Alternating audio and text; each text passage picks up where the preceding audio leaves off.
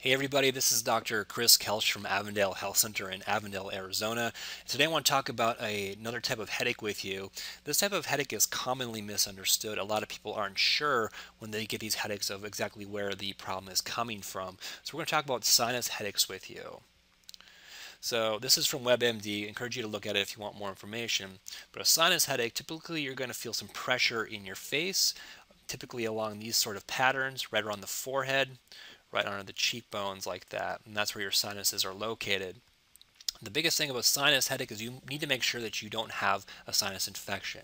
So I would encourage you to go to your doctor, your general practitioner, have them rule out if you do have an infection, because it might be something as simple as clearing it up with a antibiotic. But if these are chronic and you're having them repeatedly, you might have some just inflammatory conditions going on.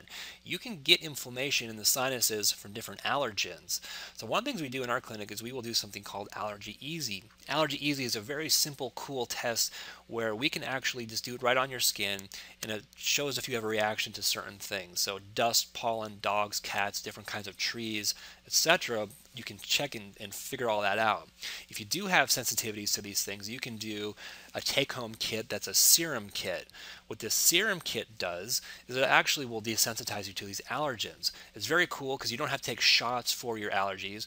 You don't have to do the Zyrtec, the Claritin, all that, because it makes you not dependent on it. It allows you to handle those allergens easier. It's very cool. It's very awesome. The other thing we do is something called an IgE test. An IgE test it's a simple blood test. It'll help determine if you have any sensitivities to different foods or any other allergens. So we do a panel of 226 different things, and on this it'll show you your mild, moderate, severe categories. Works very, very well. And so if you can determine the things you should stay away from, that's very helpful, and it could help with your sinus pressure or your sinus headaches. One of the things you can do at home is something called a pressure point massage or acupressure.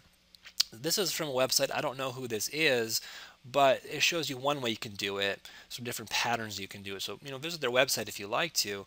But if you just go in here and put some pressure along, there's a pressure point here, here, here, here, here, and here. If you go in there and put pressure with both your hands on each point at the same time, for example, here and here, hold it, let's say 15 to 30 seconds, that might provide a little relief, take a little of the pressure off there.